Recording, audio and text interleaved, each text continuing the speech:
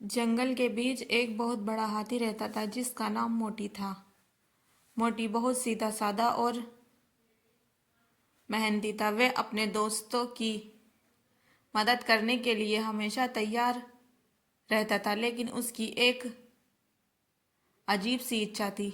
उसे साइकिल चलाने का बहुत शौक था। एक दिन मोटी जंगल के बाजार में एक चमत्कार लाल रंग की साइकिल देखी। उसे देखा ही उसका मन मचल उठा, लेकिन साइकिल वाले ने हंसते हुए कहा, अरे मोटी भाई, ये साइकिल तुम्हारे लिए नहीं बनी। तुम तो बहुत भारी हो। ये साइकिल तुम्हारा वजन नहीं सह पाएगी। मोटी को यह सुनकर बहुत दुख हुआ और वह बहुत व्यायाम यानी एक्सरसाइज करने लगा ताकि वह दुबला हो जाए। भला ऐसा कैसे होता? वो तो हाथी था, लेकिन उसने हार नहीं मानी। उसने ठान लिया कि वह अपनी खुद की साइकिल बनाएगा जो उसकी ताकत को सहन कर सके। मोटी ने वापस नदी के किनारे से मजबूत लकड़ियां इकट्ठी की, फिर लोहार भालू की मदद से लोहे की पहराई बनवाई। खरगोश कारीगरी ने बैठने के लिए एक आरामदायक सीट बनाई। तोते ने उसे रंग बिरंगी पेंटिंग करने सजाया। कुछ ही दिनों में मोटी की खुद की एक मजबूत साइकिल तैयार हो गई। मोटी को साइकिल बनाने में उसके दोस्तों ने, भालू, खरगोश और तोते ने मदद की थी। जब मोटी पहली बार अपनी साइकिल पर चढ़ा तो पूरे जंगल के जानवर देखने के लिए इकट्ठे हो गए।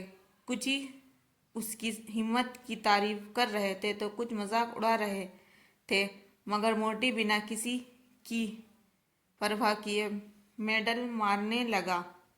पहले तो साइकिल डगमगाई, लेकिन थोड़ी ही देर में मोटी ने साइकिल चलाना सीख लिया।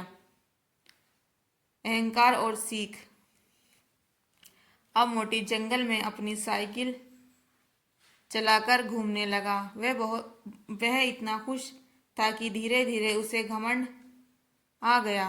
वह दूसरों से कहने लगा, देखो, मैं जंगल का सबसे अनोखा हाथी हूँ। तुम सब पैदल चलते हो, लेकिन मैं साइकिल पर घूमता हूँ। एक दिन वह अपनी साइकिल लेकर नदी किनारे गया। वे खरगोश, बंदर और हिरण पानी पी रहे थे। मोटी ने ठेकर मारते हुए कहा, अरे तुम सब अभी भी पैदल चलते हो। साइकिल चलाने का असली मजा तो मुझसे पूछो। मोटी ये कहते कहते भूल गया कि आगे रास्ता पतला था। अचानक उसकी साइकिल फिसली और वह सीधा नदी में जा गिरा। जंगल के सभी जानवर हंसने लगे। मोटी को अपनी गलती का एहसास हुआ। वह छिपाते हुए बोला, मुझसे समझ आ गया कि सिर्फ मुझे नहीं सीखने से कोई महान नहीं बनता, बल्कि हम दूसरों का सम्मान भी करना चाहिए।